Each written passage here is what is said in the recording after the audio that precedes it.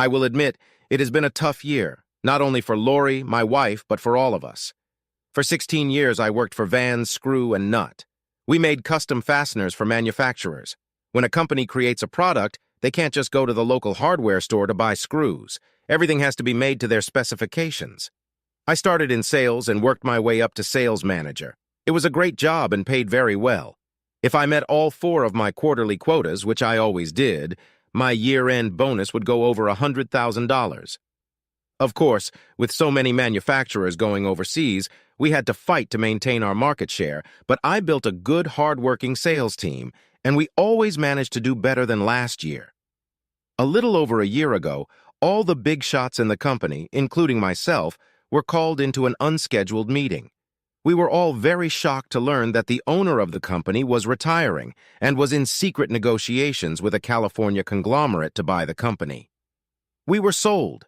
A new CEO was introduced, and we were all promised that our jobs would be safe and nothing would change as far as management was concerned.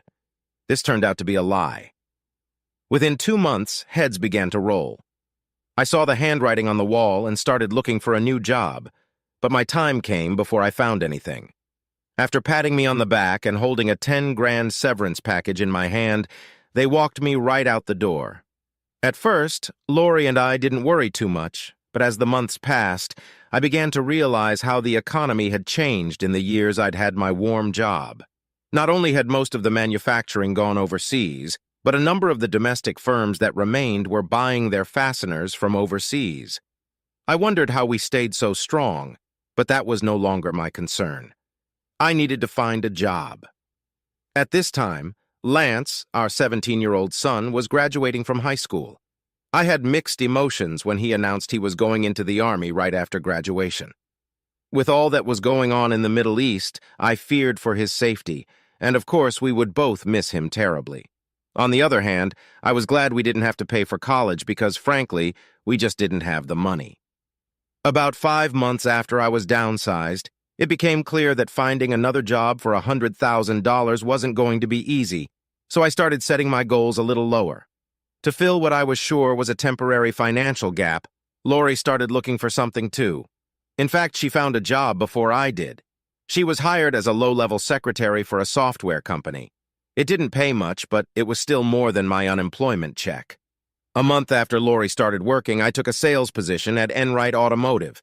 They did aftermarket car parts. For the first couple months, I got a token paycheck during training. After that, I was assigned a salary plus commissions. It's never going to be a high-paying job. One guy worked for them for 12 years and was the highest-paid salesman there. He only made $60,000 a year. You can imagine the strain on our budget. We were used to all the financial trappings of a wealthy family. We lived in a nice house with a solid mortgage and had 2 Cadillacs, only one of which was paid off. That was mine. It was a 5-year-old CTS. Lori drove the same model, but we had only bought it a few months before I was laid off. We also had several credit cards, most of which were already maxed out. Lori and I missed our evenings out on the town, too. That was another advantage. After all, if you can't enjoy life, what's the point of having money? We went out all the time. Dinner with friends, sometimes dancing, sometimes a show, a play, or maybe a concert.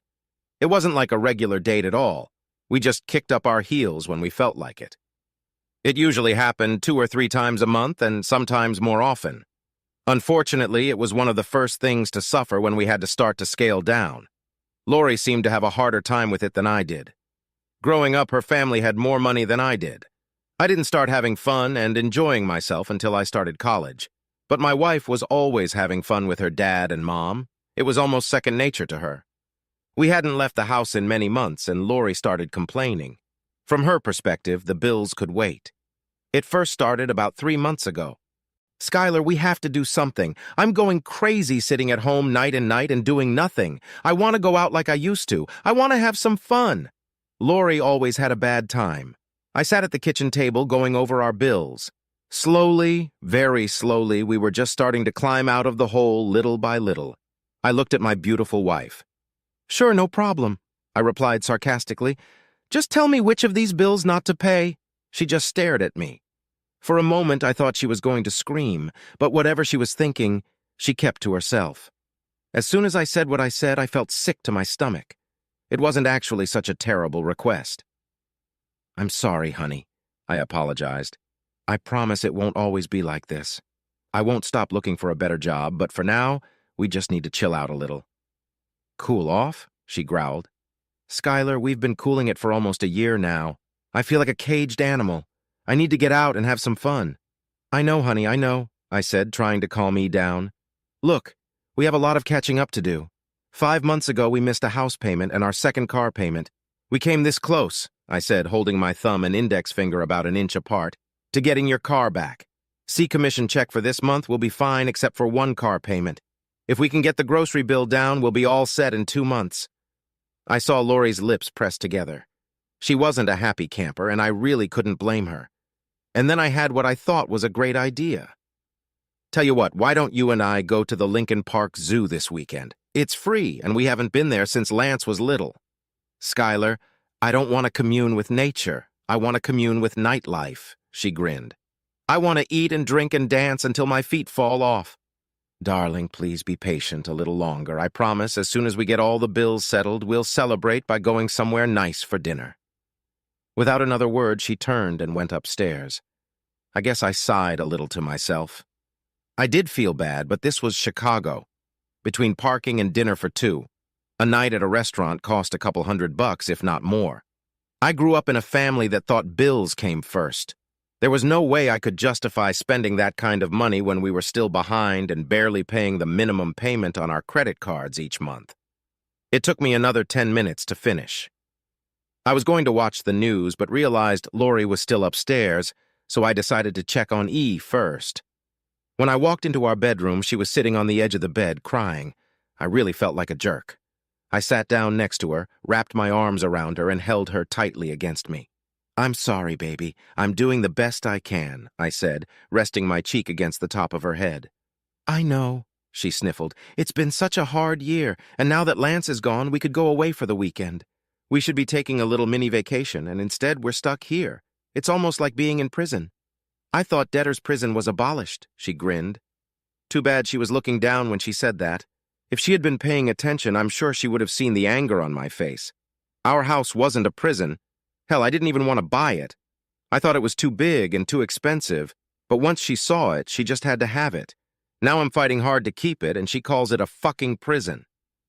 I had a choice. I could either open my mouth and tell her what I thought of her analogy, or I could walk away. I chose the latter. Over the next 2 months, the relationship between Lori and I got even worse. Conversations seemed to get shorter and less meaningful. We spent less and less time in the same room with each other. Lovemaking became less and less frequent, and Lori's participation dwindled. Her cries of passion turned into sobs, and the magic was disappearing from the bedroom. She made no secret of her displeasure that I hadn't asked her out, but I couldn't help it. Yes, we both needed a release, I agreed with her, but not until we had at least paid our bills. I promised her a night on the town in the near future, but that didn't seem to appease her. It all came to a head on Friday after work. I came home in an exceptionally good mood.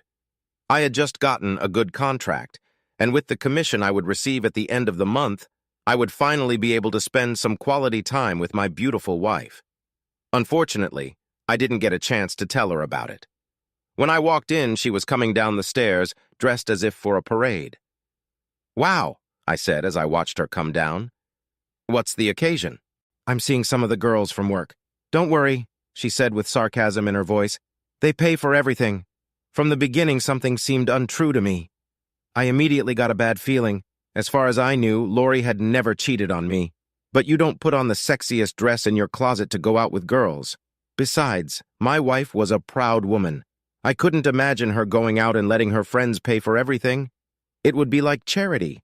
Only if she was out with a guy did she let someone pay for the whole night. I felt the hair stand up on the back of my neck. "Yeah, so who are these girls? What are their names?" She didn't even seem bothered by my question. "Just some girls from the office. You don't know any of them." "You didn't answer my question, Lori. I may have been born at night, but I wasn't born last night. You don't dress up to go out with your girlfriends. Who are you going out with? Are you on a date with a man?" "Oh, don't be silly," she said nonchalantly. I told you I date girls. If you don't believe me, there's nothing I can do about it. You're just paranoid because you have a guilty conscience. At that moment, I heard a car horn. I looked outside and saw a cab in our driveway. You're taking a cab? Yes, but I'm going to have fun tonight. God knows we can't afford a DUI, so I thought it would be wise. I suppose the girls pay for it too, I asked angrily. To tell you the truth, yes, they do. She leaned over and gave me a quick peck on the cheek. I have some leftovers in the fridge from last night. You can heat them up in the microwave. I might be late, so don't worry about waiting. And with those parting words, she walked out the door. I looked to see if anyone else was in the car, but from what I could see as she slid into the back seat, she was alone. I went into denial for a while. Sure, I knew Lori was angry, but I just couldn't believe that my wife was actually seeing another man. Heck, we had a son together, a life together. She wouldn't cheat on me, I told myself. There was just no way. I took the leftovers out of the fridge and stuck them in the microwave. But as my food was warming up, so was I. I wanted so badly to believe she was just having a good time with her friends from work. But come on. I went to the computer and found the number for the cab service. When the dispatcher answered the phone, I told him I needed the address of the cab that had just left my house, and then gave him my address. I wasn't sure what privacy issues they would have, but the guy on the other end of the line had no problem giving me the information. Plato's house, 3560 Elmhurst Road. I knew the place. In fact, Lori and I had gone there a couple times. It was a romantic restaurant with an attached bar that had a lot of dimly lit corners. Not the kind of place a woman goes to have fun with her friends. More like where a guy takes a woman to seduce her.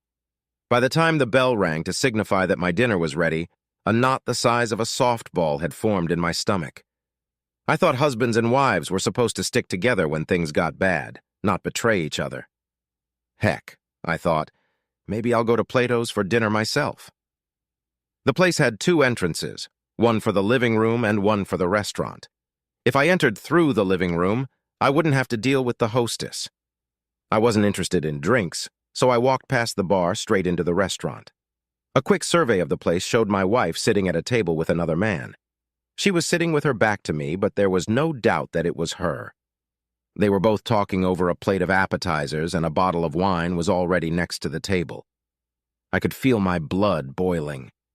I stared at the bastard who was trying to sleep with my wife and started approaching in an aggressive stride. I was still a few feet away from him when Mr. Slick must have sensed something. He stopped half-heartedly and looked up. Our eyes met, and he suddenly became nervous. I was only a couple feet away when Lori looked over her shoulder to see what her lover was looking at. "Skylar!" she shouted. "What are you doing here?" "I came to meet your girlfriends," I said venomously. "Who is this asshole?" "Hi," he said, starting to get up. "Come on, give me a reason," I threatened. "You know damn well she's married. I guess that doesn't mean anything to you, does it? Tell me, do you leave a trail of slime behind you when you crawl?" He looked like he didn't know what to do. He was still half standing, half sitting when my wife intervened. "Skylar, please don't make a scene. It's Jerry. I work with him. Since you were too stingy to ask me out, he volunteered. He was just trying to be nice." "Grate my ass," I growled. "He's just trying to get under your skirt." I looked at Jerry again. He must have decided he didn't want to question me, because he sat down again. "If you try anything with my wife again, help me. I'll drag you across town on a rope tied to the bumper of my car." "Come on, your evening is over," I said to my wife. She hesitated for only a second, but, like Jerry, decided not to test me any further. "I'm sorry," she said to Mr. Cool as she stood up. I think all eyes in the place were fixed on us as I took her hand and led her out the front door. In the car, neither of us uttered a word. Once we entered the house, however, everything was different. "What the hell was all that about, Lori, you tell me? Did you suddenly decide I wasn't worthy of being your husband anymore?" "No, of course not. I just wanted to get out of the house and have a little fun for a change." "Who's that, Jerry? How long have you guys been dating?" I asked, getting angrier and angrier by the minute. "He's just someone I work with and we haven't met. We've had lunch together a couple times, that's about it." I mentioned that we weren't dating anymore like we used to and told him I missed it. He offered to take me out to dinner and dancing, and I accepted. "Well, shoot me," she stated mockingly. "I don't believe it," I said, almost shocked. I thought our marriage was stronger than this. We're going through hard times and you're ready to leave me? Who said anything about bail? I work every day now, too. I deserve to enjoy myself once in a while. If you won't take me with you, why should I say no to someone who will? Because you're my wife, damn it, I said, raising my voice. That's why. We're supposed to be a goddamn team. She didn't say anything back to that, but I could tell by the look on her face that she was mocking my words. Is this something I also have to look forward to? Being married to someone I can't trust? Do I have to worry about who you're with or what you're doing when you disappear from my sight? Tell me, what were your plans for the end of the night? Were you going to sleep with him? Of course not, she replied sharply. I looked at the woman I'd been married to for almost 20 years, and for the first time I didn't trust her. Not one bit. I don't believe you, I said. You lied to me when you told me you were seeing your girlfriends, and it didn't even bother you much that I didn't believe you then. Why should I believe you now? I admit it's been a tough year, but a wife should stand by her husband. Remember what we said to each other at the altar, richer or poorer, in sickness or in health? At that moment, my thoughts were as clear as a bell. Our marriage is over, I declared. This time her mockery was verbal. Don't be silly, she said dismissively. We're broke, don't forget. You can't afford a lawyer. How are you going to get a divorce? Heck, you can't even afford to move out. I wish I could come back with an intelligent answer, but truth be told, I was too stunned. I guess some people just don't know how to cope. She obviously stopped loving me and stopped respecting me. 19 years later, my marriage fell apart just as quickly. I probably would have broken down and cried, but I was mad as hell. Without another word, I went upstairs and started packing my suitcase. Lori waited a good 10 minutes before coming over to see what I was doing. What's this? She asked sharply. Oh, I realize you can't take me out to dinner, but you can afford to stay the night in a motel. Great! She shouted, turned around and walked out. Enright Automotive contracted to have most of their inventory made overseas, but we made some of the goods ourselves. We had a small factory adjacent to the offices. It had a large shower room so the workers could clean up before going home, and there was a couch in the reception area of the office building. A shower and a place to sleep was all I needed for the moment. When I walked down to the lower landing with my suitcase, Lori was in the kitchen. She called out when she heard the door open, but I never stopped to hear what she had to say. I threw my clothes into my car and drove off. I hadn't gone a mile down the street when my cell phone rang. Sitting in the car with my seatbelt on, I couldn't reach it even if I wanted to, so I switched it to voicemail. It only took me a few seconds to get interested in what she had to say. Once I got to the office, I pulled my phone out of my pocket. I pondered all the way there. I thought I'd hear a crying Lori apologizing and begging me to come back, but instead, Skylar, you're acting like a child. I told you I wasn't going to sleep with Jerry, and I meant it. Now get your ass home. Not exactly what I expected. I'd left everything in the car except for a few necessities. No point in letting everyone at work know what was going on. It was still early, so I went to the break room and watched a little TV to try and take my mind off my problems, but it didn't work. I couldn't help but wonder what would have happened if I hadn't gone to the restaurant. Would she really have gone home after doing a little dancing? I guess I'll never know for sure, but I had my doubts. Even if she did, that slug, Jerry, didn't look like someone who would give up so easily. I'm sure that somewhere in the future he would have betted her. Eventually, I gave up trying to watch anything and set my alarm early enough to shower and get dressed in the morning before the factory guys started arriving at 7. Trying to get some sleep, I pondered what I was going to do. Lori was right. I didn't have money for a lawyer or even an apartment. I'd have to figure something out. Lori showed contempt for our marriage and for me personally. There's no way I'm crawling home with my tail between my legs. I was actually a little surprised when the alarm clock woke me up the next morning. I couldn't believe I had slept so well on that couch. The damn thing was a torture device. I showered and got dressed before heading over to Denny's for a leisurely breakfast. I'd kill some time there until it was time to go to work. I was sipping my 4th cup of coffee when the solution to my problem hit me like a flash.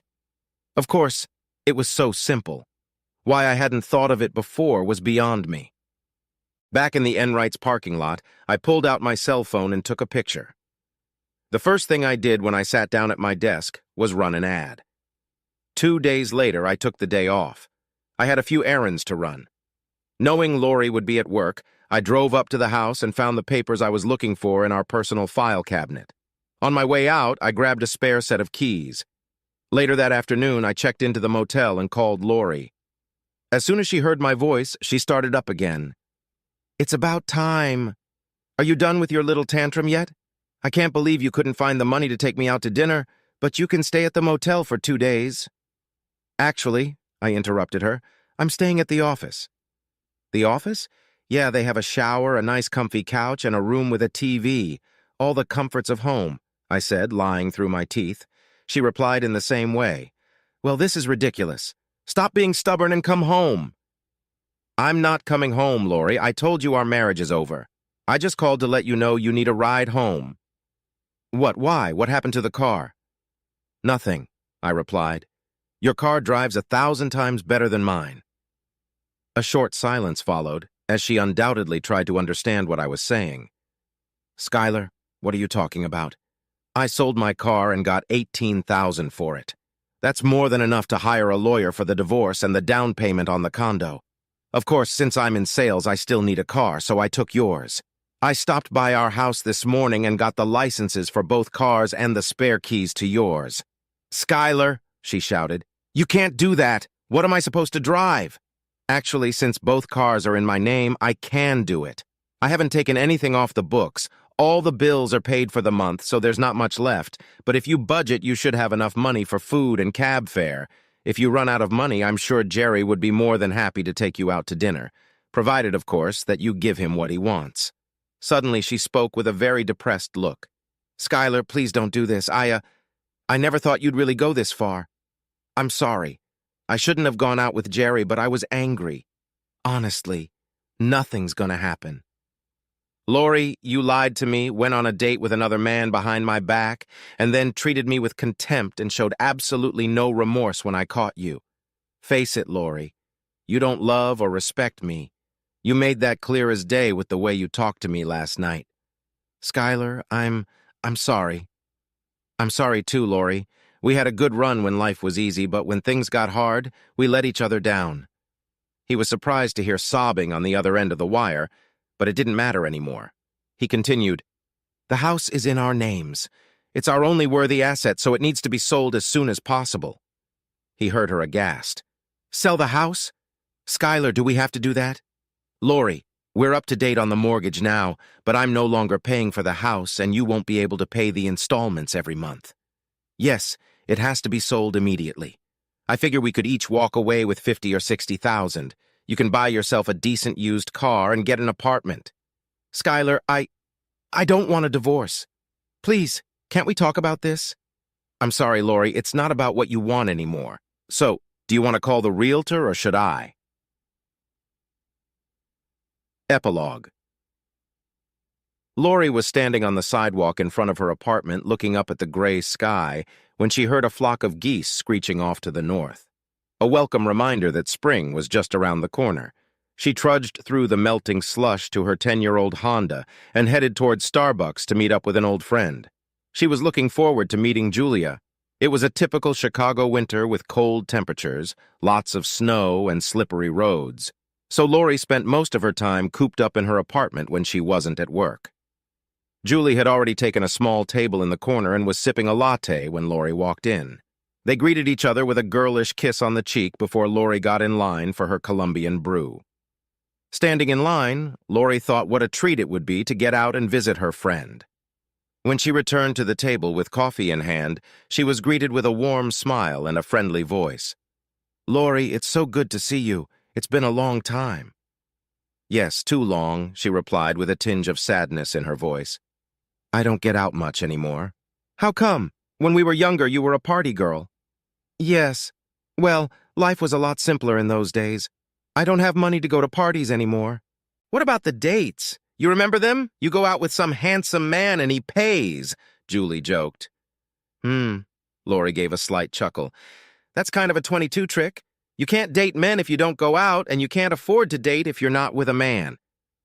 "What about guys at work?" Julie asked. "None but wimps and married men," objected Lori.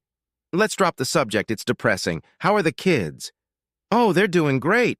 Charlie Jr. just got a promotion at work and Debbie's in her 3rd year of college. They're growing up so fast, aren't they? Sure, Lori replied. Lance has 1 more year left on his contract and he's already talking about re-enlisting. He's loving it. How's hubby? Charlie's doing fine, working as hard as ever. Lori caught the shy look on her friend's face. What? Oh, nothing, Julia replied even more shyly. Come on, spill it. You were going to ask me something. Yeah, well, I was just wondering if you've seen Skylar. Not since we signed the divorce papers. She thought about it for a second. God, that was already 2 years ago. Why do you ask? I was just thinking. Yeah, I'm not sure I should tell you, but it's probably best to hear it from a friend. What? Is he okay? Yeah, he's fine. I ran into him the other day and we talked. He's what, Julie? Come on, spit it out. Okay, he's getting remarried. Even though she knew it was long over, Lori still had a hard time accepting the news. She felt her eyes instantly begin to water. Her voice oozed sadness. It doesn't surprise me, she said quietly. He's a great guy.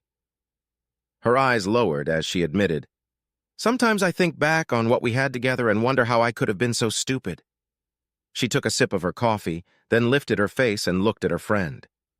You know, I really loved him, I really did. It just got so bad with all the bills and everything that I started feeling sorry for myself. At the time, all I could think about was getting away from all our problems and having a little fun. Julia didn't answer anything. She figured it was better to just listen. Skylar was right, about everything. I did lose respect for him. I may have even stopped liking him for a while. Stupid, I know. It's not his fault he got fired. He was doing everything he could to keep us from losing everything. But I couldn't see beyond my own selfish desires. I just needed things to be my way.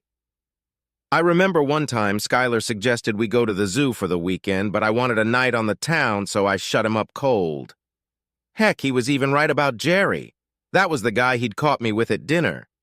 Skylar had asked if I planned to sleep with him at the end of the night. I denied it, of course, but between you and me, I had every intention of doing just that. Oh, Lori. Yeah, I know. Believe me, Julie. If I could do it again, I would do it completely differently. Is he still living in that little apartment he got? Oh, no, he left there a long time ago. I guess you haven't heard. Again, Julie hesitated to bring it up. What now? Don't tell me he won the lottery. No, nothing like that, but he got his old job at Vans. That was a while ago, a few months after your divorce was final. I think they started losing clients left and right after they fired Skylar. They finally called and asked him to come back. After some negotiations, he accepted their offer. Heck, now he's making more money than ever. As she finished speaking, Julie saw a tear roll down Lori's cheek. I'm sorry, honey. I shouldn't have said anything. No, she replied, shaking her head. It's no one's fault but mine, she said. I can't tell you how many nights I went to bed thinking about him. I prayed that the last 2 years would just be a horrible nightmare, and I'd wake up the next morning with Skylar lying next to me. But then I'd wake up and face reality again. Lori took a tissue and wiped away her tears.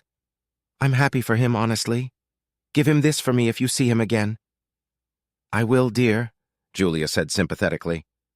The girls changed the subject and talked of many other things. When they finally parted, Lori pretended that everything was all right, but as soon as she got into the car and was out of sight, she couldn't bear to cry.